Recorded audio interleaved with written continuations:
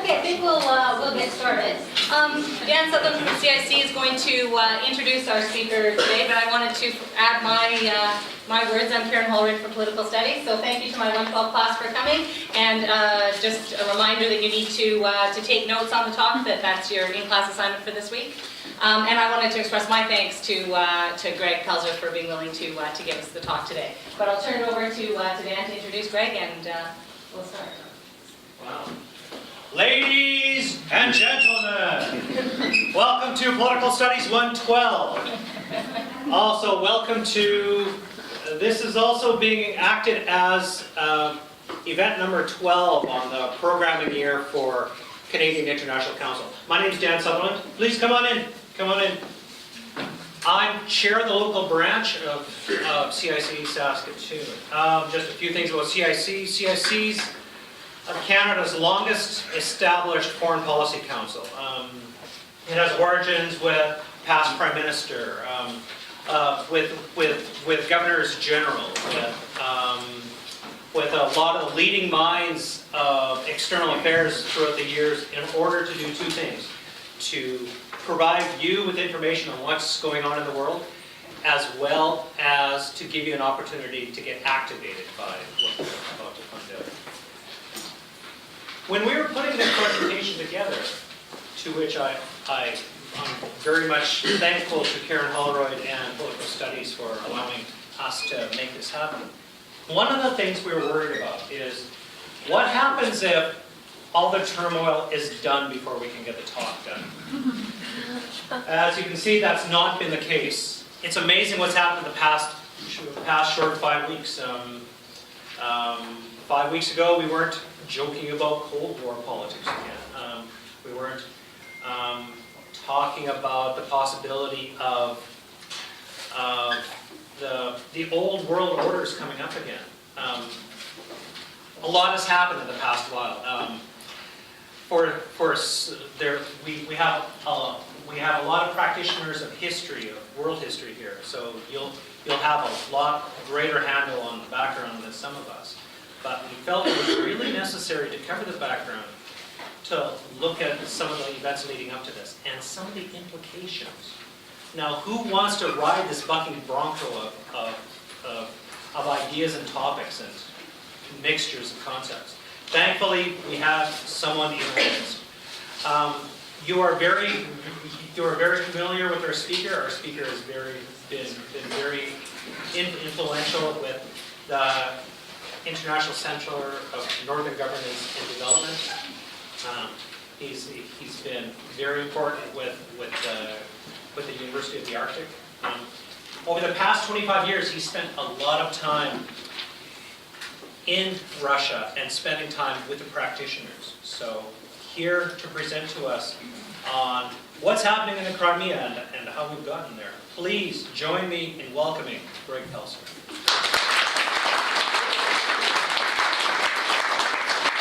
Yeah, thank you kindly again, and thank you, Karen. These are momentous times, and Karen kindly asked me if I'd like to speak to her Political Studies 112 class and with Dan with CIC about this very important issue. And the perspective I'm going to take, and there's a reason why I call it Ukrainian, Crimea, and the Russian mirror, is kind of taking a look through a lens or a perspective from Russia. And we've seen a lot of coverage in the media, and there's a lot of coverage, quite rightly so, focused on Ukraine, and many times from a Ukrainian perspective, which is vitally important because that central ground is very important for that country, what's going on. But the perspective I want to bring today is looking at it a little bit from the Russian lens to understand.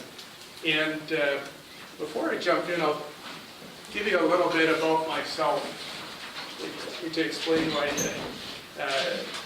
I have an interest in this topic. I'm a political scientist by training. See one of my colleagues here, another one of my colleagues, political scientist, Poelzer. I'm a northern specialist. I focus on the circumpolar world. I was trained as a Sovietologist, So back in the day when there was the Soviet Union, one of the meccas for Soviet studies, I did my undergraduate training at the University of Alberta, and then went to Carleton, which had Soviet and East European Studies Institute, and did my master's there. Returning back to Alberta to do my doctoral studies. And at that time I had some amazing profs, and one was Bogdan Kravchenko from the Canadian Ukrainian Institute at the University of Alberta.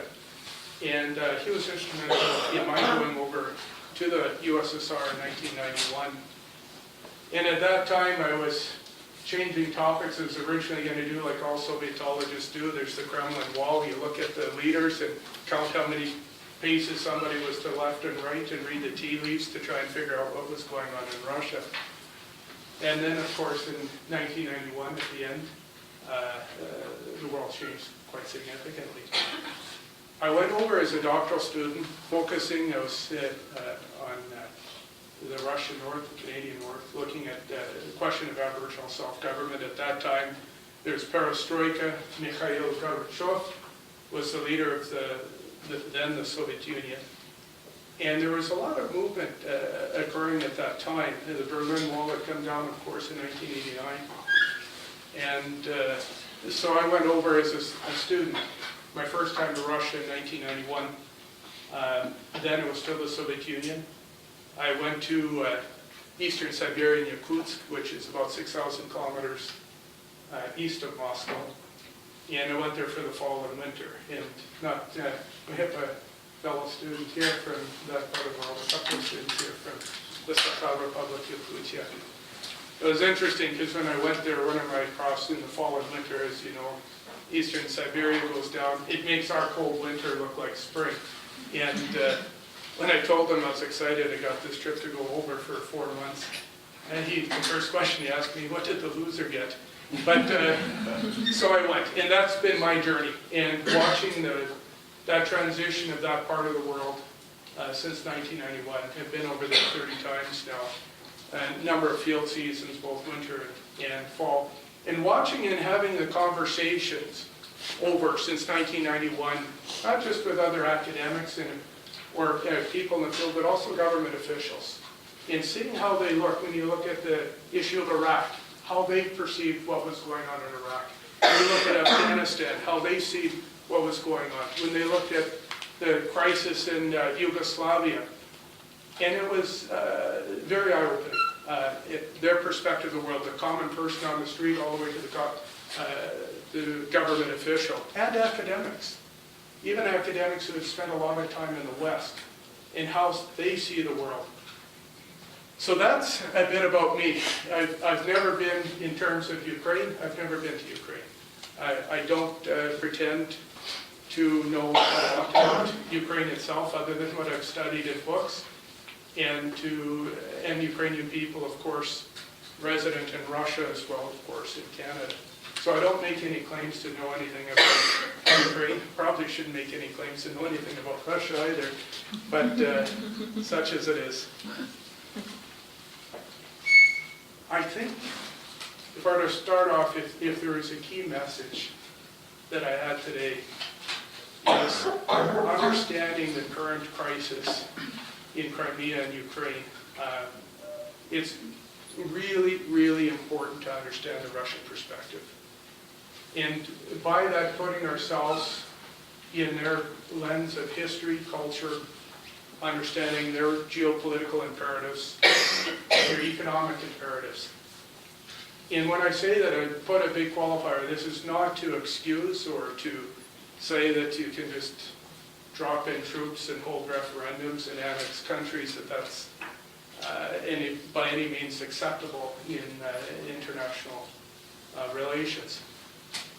But I think if we're going to find our way through this crisis and having an appropriate response forward, first and foremost is understanding what's going on, and not from our perspective and putting our values on another country.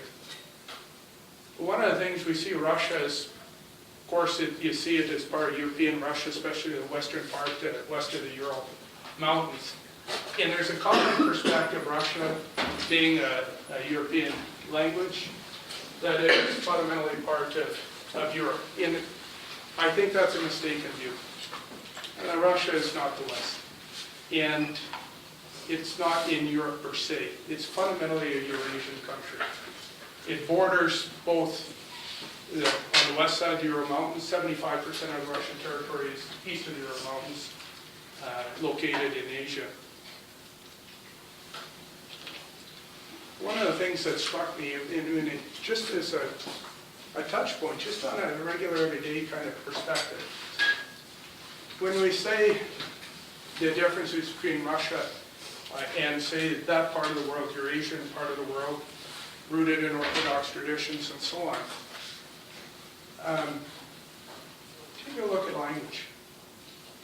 And when we say, if I asked you, what is your name?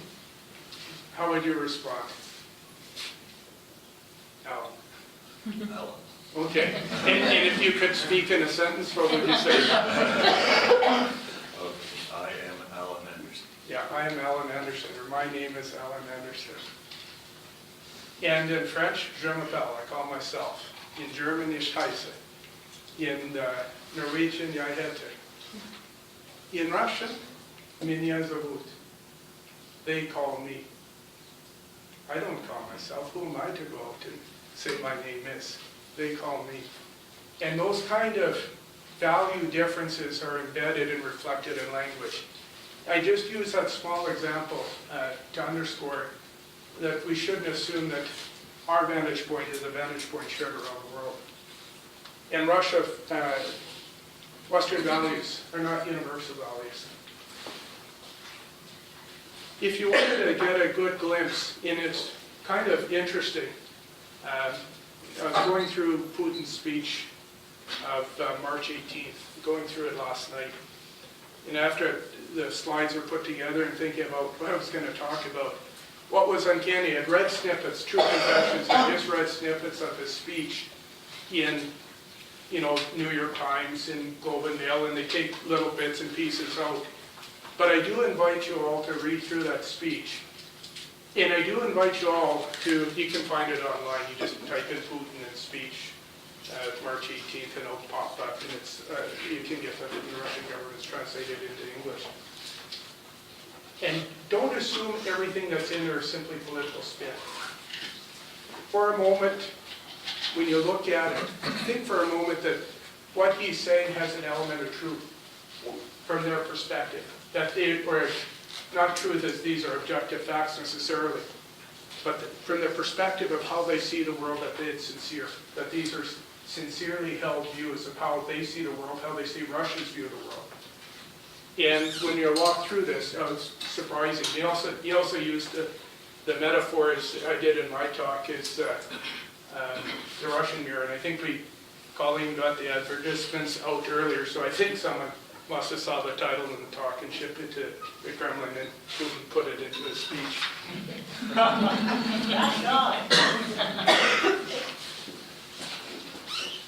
So when I look at the whole crisis in Crimea, when I look at 4 fault lines that help understand what's going on from a Russian perspective: the historical, cultural, economic, and geopolitical.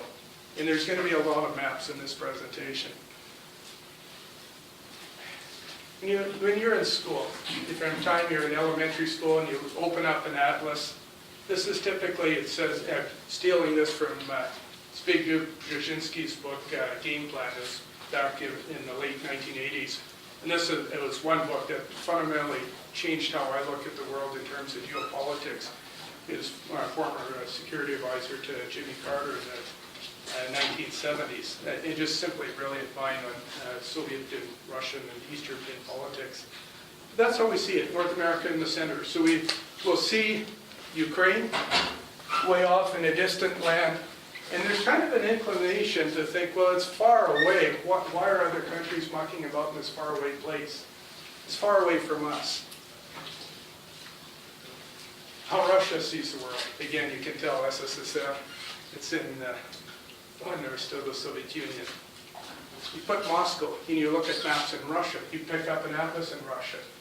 And the orientation shifts. So when I walk through this talk, I want you to think about that orientation shift as we look at what's going on.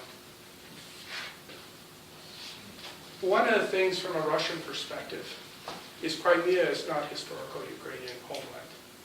If you go back far enough even to the time of BC, originally Greek settlers, later on, almost 1,000 years later, you have the Tatars come in. And then later, by 1753, you have the annexation of Crimea under Catherine the Great. And from the Russian perspective, this has been, at least from that point forward, fundamentally part of Russia.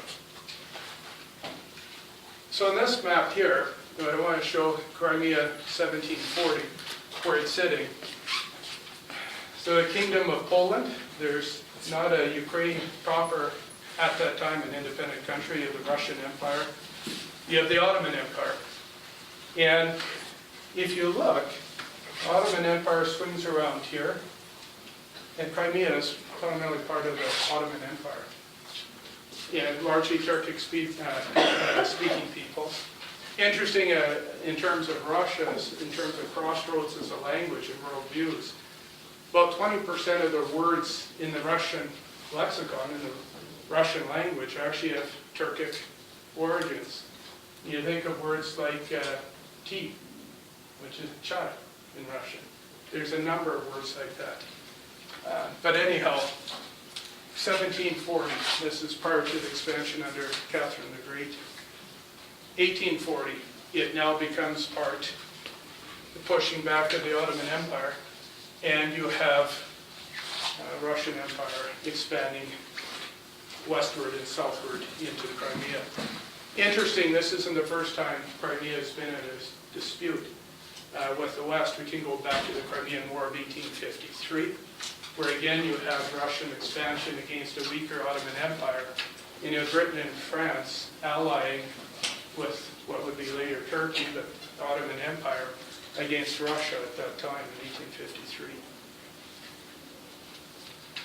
The map after the First World War, again, keeping this in mind how much the borders of Europe have changed. You look how far east Germany went at that time, even at the end of the First World War. You had, during the Russian Revolution, a brief period where you had a Ukraine that was independent, briefly. The Baltic countries come into their own independence. This is the size of Poland at that time. Jump forward, after the Second World War, you see how much of German territory is pushed westward. Poland's moved westward, Russia has moved westward. And the maps have changed again. And let me go and show it on here, I'll come to that in a second. And here's 20th century Ukraine. The borders of Ukraine have changed considerably over the last, during the 20th century. You look at where Ukraine was 1922, when first coming in as a Soviet Socialist Republic of part of the USSR. You look at the yellow, 1939, this territory, formerly part of Poland, moving into now part of the USSR. You have 1940, Romanian territory added on to Ukraine. And of course, and you can work your way up in Ruthenia, the Karpatsky Rus, which was part of the Slovak, former Czechoslovakia.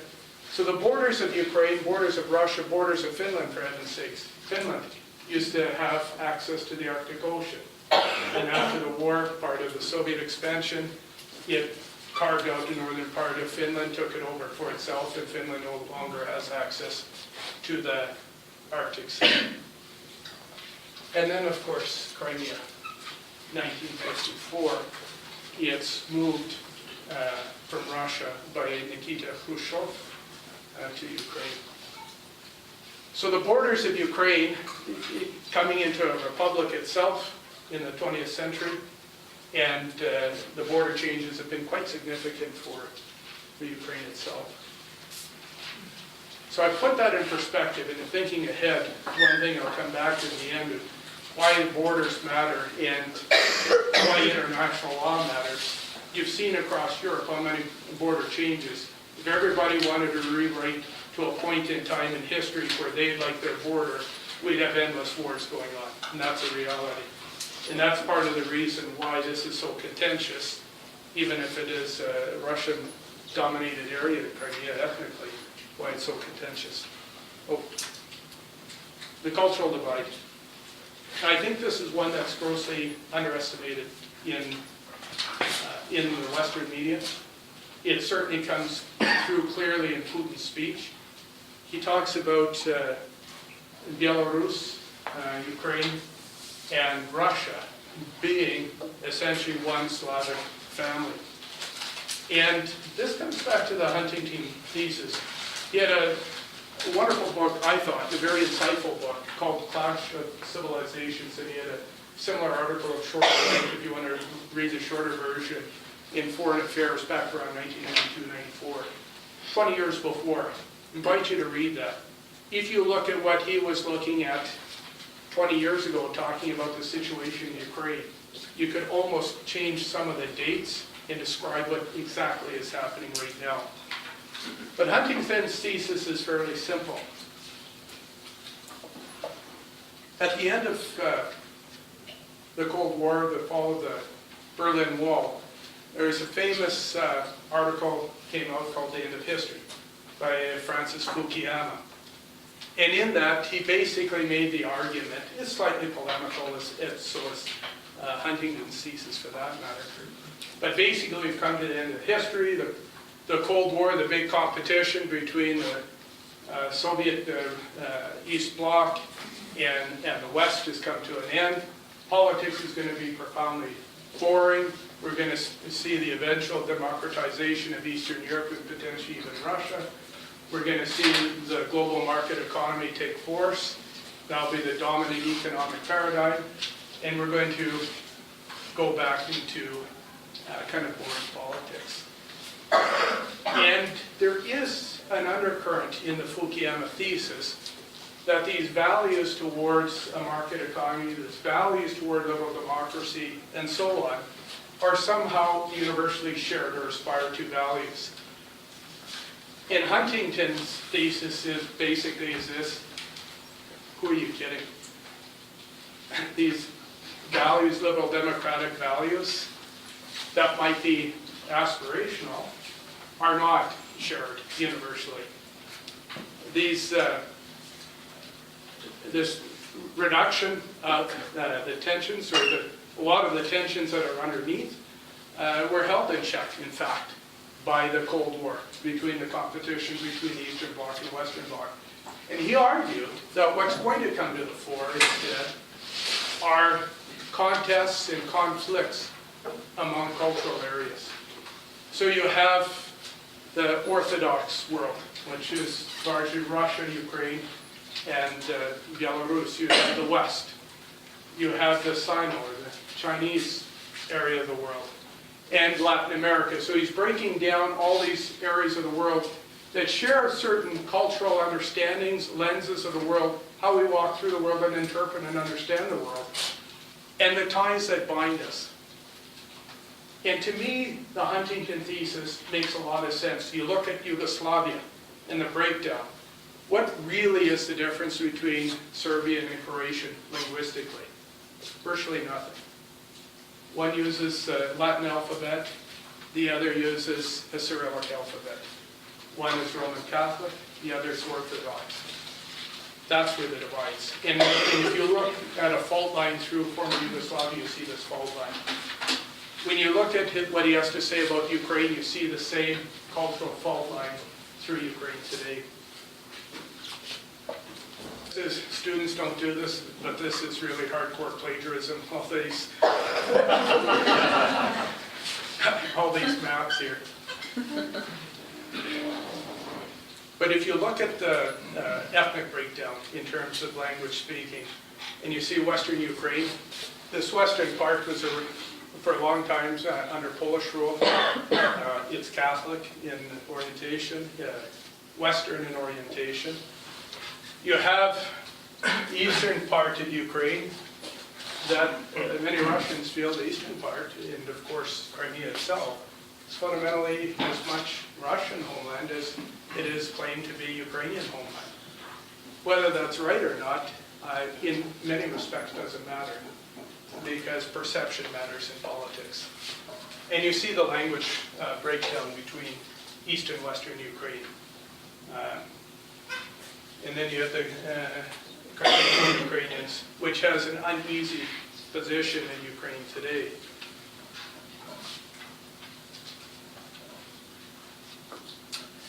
Again, in cultural fault lines, this is the 2010 elections with Tymoshenko and Yanukovych. And you see the support for Tymoshenko. You've seen her in the media, as well as Yanukovych. And you see the support breaks down largely just almost one on top of the other in terms of native language spoken, whether it's Russian or Ukrainian. And there again, if you look, all the blue areas here are where Yanukovych in the election had more than 20% lead. You see on the western side of Ukraine where it was the pro-Europe party. And this is where, in some ways, we might look back, well, isn't that for Ukraine to decide whether it wants to be part of the EU or not? But you see this massive division, this cutting right through Ukraine in terms of an Orthodox Eurasian East and a Western-looking West. Crimea itself, the breakdown.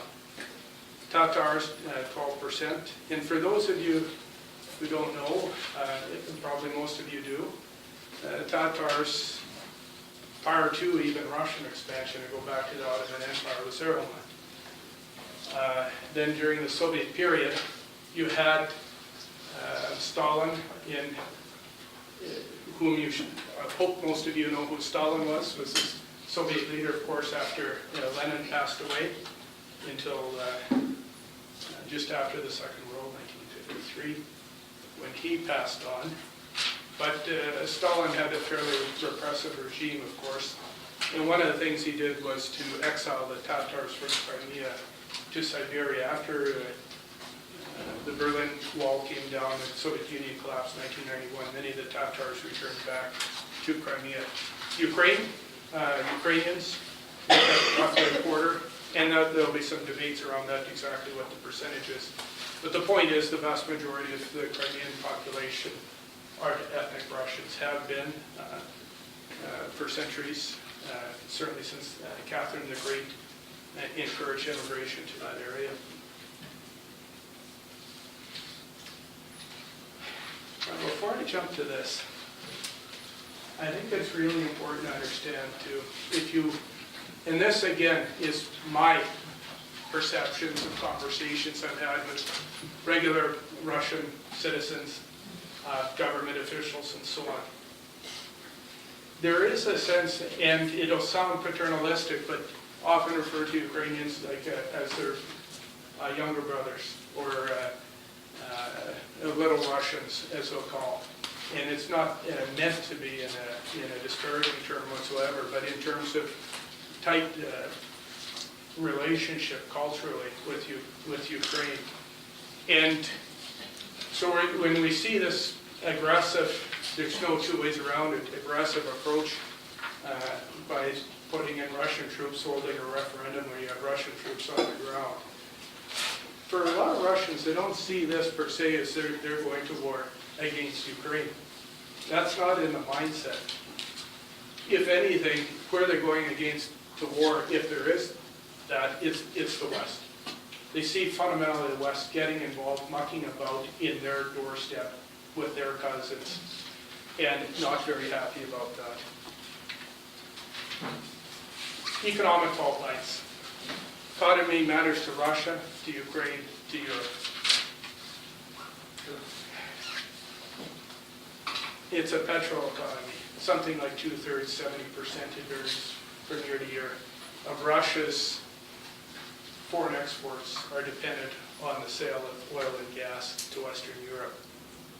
And I'll show you in a minute, about 2/3 of those pipelines run through Ukraine. From an economic, strategic perspective, Ukraine is front door, mainline, of critical importance to Russia's economy. So whether Ukraine becomes part of the European Union or not, what happens politically there matters fundamentally to Russia. I mean, you look at the coffers of Saskatchewan's economy, where we have the second largest conventional oil reserves in Canada, 25% of conventional oil reserves. Something like 20% of our budget comes from natural resources in the whole, and that's including petroleum resources. Imagine if 70% of our earnings were dependent on that. What a different world that would be. Think about that from a Russian perspective, why they care what's going on in Ukraine.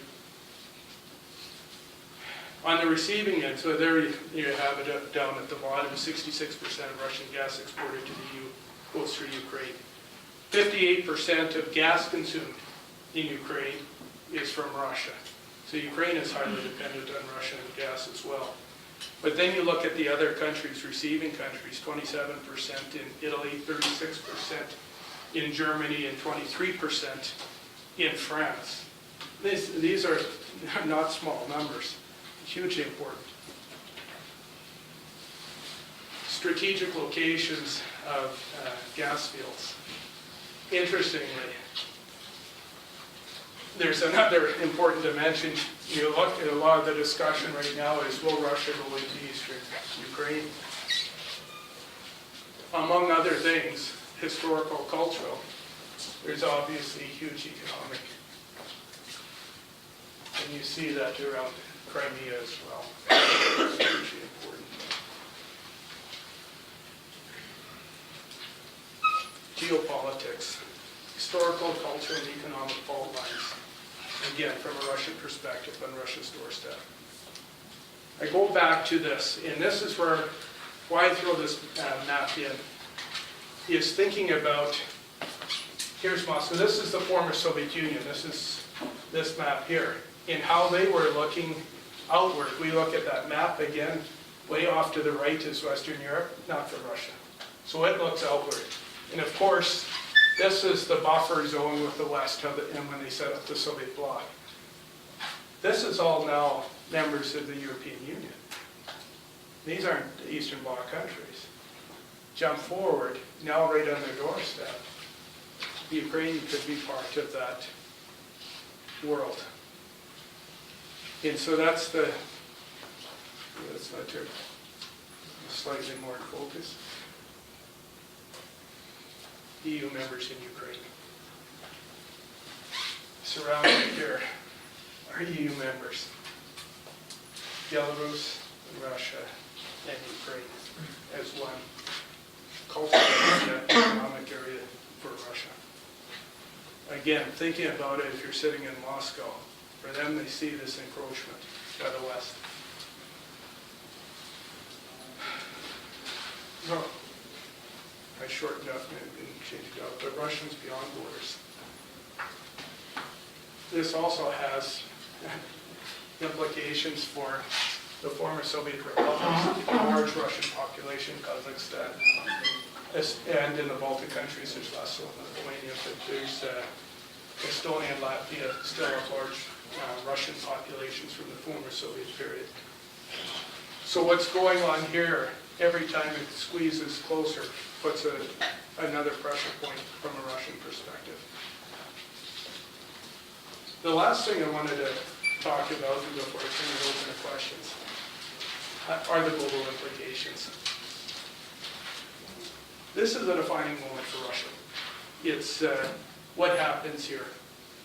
If you go through Putin's speech, and he talks about back in the 1990s, and when they signed on to the Budapest Accord in 1994, in which Russia signed on, recognizing the territorial integrity of Ukraine, and that included Crimea, in exchange for Ukraine turning over its nuclear arsenal.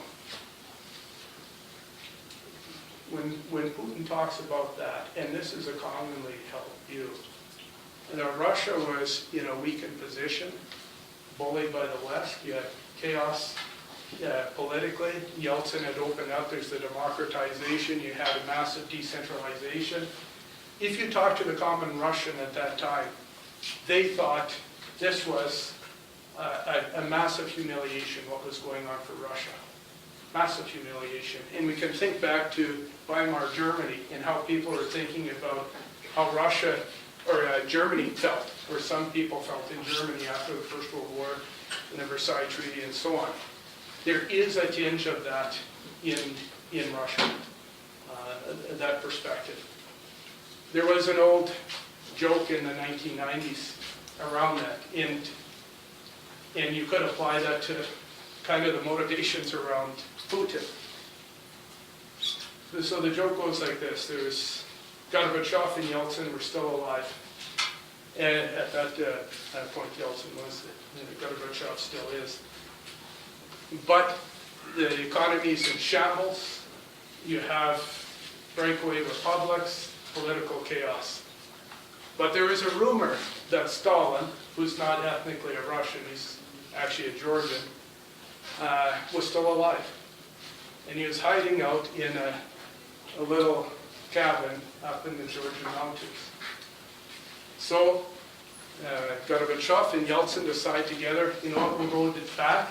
Things are just out of control. We're going to ask Stalin to come back and run Russia and make it like the old Soviet Union, strong and respected in the world. So they fly down to Tbilisi, capital of Georgia. They jump in a jeep, in a WAS. They head off into the mountains. They get to the end of the road. They have to get on horseback, take this old trail up, and finally they find the cabin where Stalin is supposed to be. They knock on the door. And Stalin yells out, "Who's there? Go away, don't quit bothering me." They bang on it and they said, "This is, it's Yeltsin and Gorbachev here." And he says, "Go away, leave me alone. You guys are just fools. You just wrecked everything." And they pounded again, "Please, please," they begged him. They brought out some good vodka, some good Georgian brandy, and they sat down and started to drink, and Stalin says, "Why should I help you guys? I made Russia was a backward country. I built it up into a major superpower, and you fools in a few days throw away everything. There's no more Soviet Union's collapse, the economy's in shambles. Why should I help you?" They liquor him up some more. After 2 or 3 bottles of vodka, Stalin finally gives in and he says, "Okay, I agree. I'll come back and run Russia. But this time, no more Mr. Nice Guy."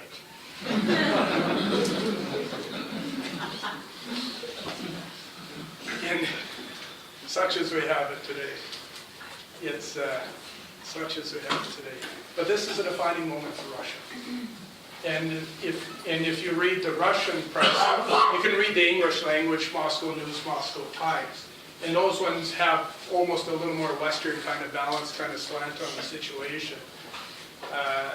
But the Russian press is different. And the Russian press does see this as overcoming a humiliation of Russia. If you're on the street, people would say that he's strong. When you talk about, in the speech,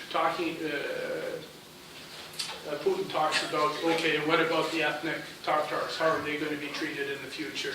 What about the Ukrainians? How are they going to be treated? And he talks about Russians and how are they being treated in Ukraine. And he goes on to talk about, it's unbelievable, and I'll say this in a minute why, but he's talking about we do want to treat all ethnicities with respect and create security for them and so on. And he goes back to the period where, yes, what happened to the Tatars was absolutely wrong and unforgivable, what had happened to them under Stalin. But he makes the point that It wasn't just Ukrainians that suffered, or Tatars who suffered, or others. Russians suffered too, and he claims, Mesa claims, Russians, more than any other ethnicity, suffered most of all. Whether that's right or not, it's just, and Russians did suffer under Stalin, like others.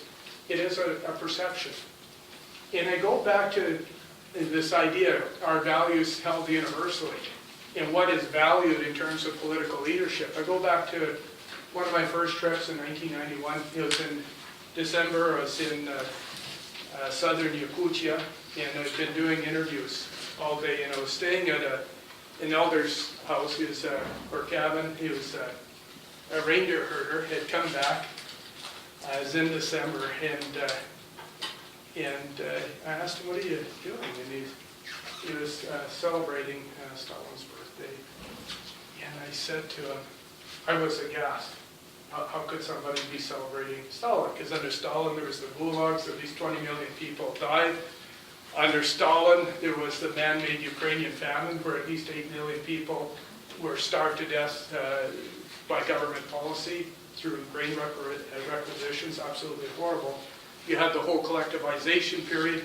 Reindeer herders, in fact, the reindeer herding families, if they didn't give over their reindeer herds to the state farms or collective farms, well, they couldn't send them to Siberia because they were there, but people imprisoned or worse. And even with Soviet statistics, the absolute drop in the population was 20%. That's not even counting for natural birth rates. So it was very a regressive period of time. And I says, how come you're celebrating Stalin's birthday? He said, you know what, when Stalin was here, there was food on the shelves, there was order, there weren't these poachers running around shooting our reindeer. Things were good when Stalin was here. We actually had somebody in charge. And I said, but he killed millions of people. And he says to me, "Da, это ошибка." That was a mistake. Like, oops, I knocked over my bottle of water. Excuse me. Yes, in that kind of context, ошибка. And I said, but he killed, millions of people. He killed 20% of your population, your people, Avenki people. And he said, yeah, but he killed 20% of Ukrainians, 20% of the Russians. Literally. It was, but that's really important. It's like the old saying, and I think this was attributed to Stalin as well. The death of one person is a tragedy. Death of millions is a statistic. And this idea of where Putin now has done a massive centralization in Russia, building up the economy, building up state power, and building up Russia's prestige. From a Russian perspective, these are good things. It may not be good for world peace or balance or other countries, but politically it sells. And this is a defining moment for Eurasia and Russia's rule. And this is thinking about the former Republic, Central Asia, Kazakhstan, their futures. Where Russia goes, does Russia blink? I don't think they will in Crimea. I think Crimea is gone. I don't think that's a question. I think their relations with China, Japan, Korea, especially in petroleum exports, I think this is a very important defining moment. How people play with Russia and how Russia plays with others. It's a defining moment for Europe. And this is huge questions. It's what does it mean for the Baltic states? I think there's some very deep concerns in the Baltic states, especially Latvia and Estonia, which have large Russian populations. What does it mean for Belarus? What does it mean for Moldova? What does it mean for Eastern, or for Europe? Europe that is heavily dependent on Russian petroleum resources. Ethics, pocketbook. Ethics, pocketbook. Those are the calculations happening now. It's a defining moment for Canada. One of the things, and this is my own opinion, you don't have to accept it at all.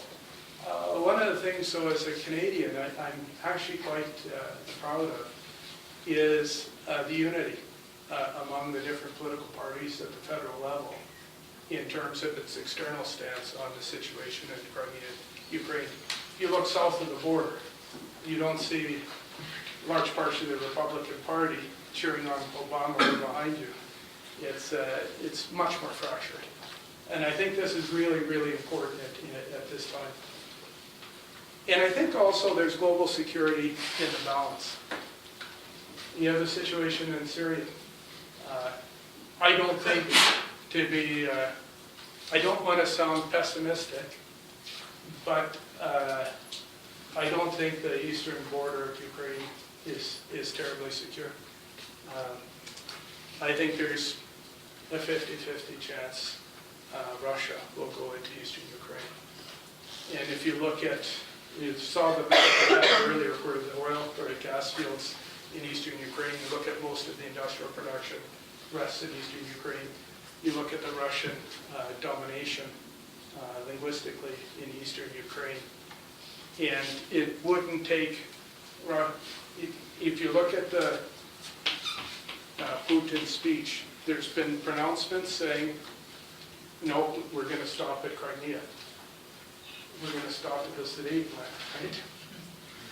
But if you read what he says, he does castigate the early Bolsheviks for giving over territory in the southern eastern part of Ukraine to the Ukrainian Republic.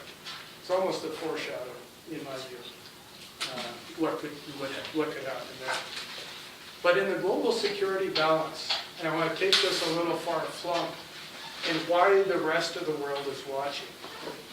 And I want to take the leap over area where it seems unrelated, Israel. Back in 1980, Iraq was engaged in a nuclear program. And Israel was quite concerned if they developed nuclear weapons, that could be threatening, obviously, for Israel. And the Israelis sent in fighter jets and bombed the site so that Iraq couldn't have any nuclear capability. Jump forward to the last couple of years.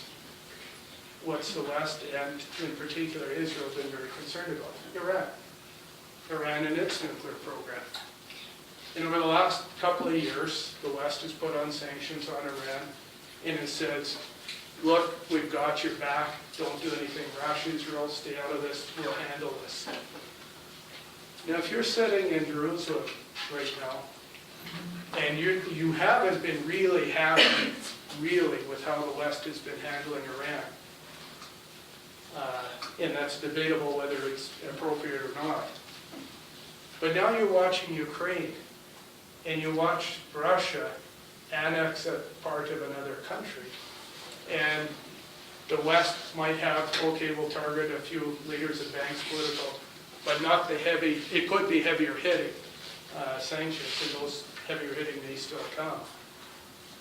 But if with relative impunity, Russia could annex Crimea, there may be some recalculations going on in Jerusalem of how secure and how much we can depend on the West to have our back, and maybe we should take our security matters on our own. That's one example, but there's going to be others around the world.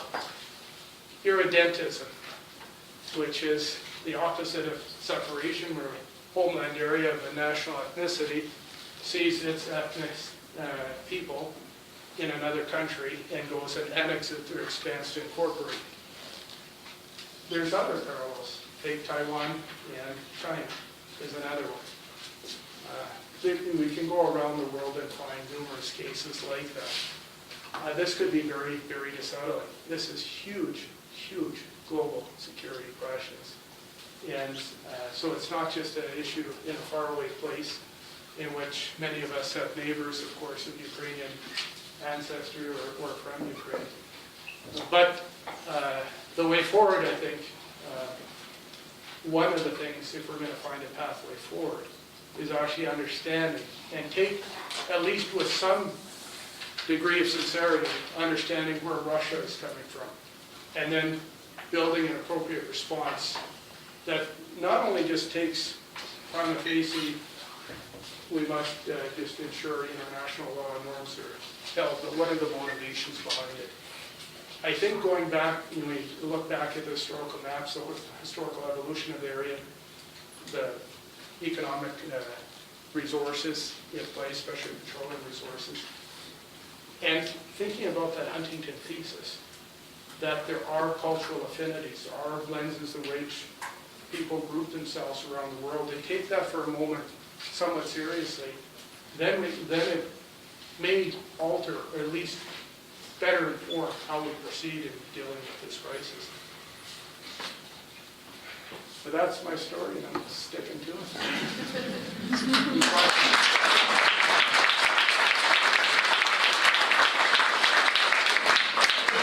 Looks like we have about 20 minutes for questions and comments. So would you like me to do traffic control or? Sure. Okay. You bet. Okay, so yeah, raise your hands. Just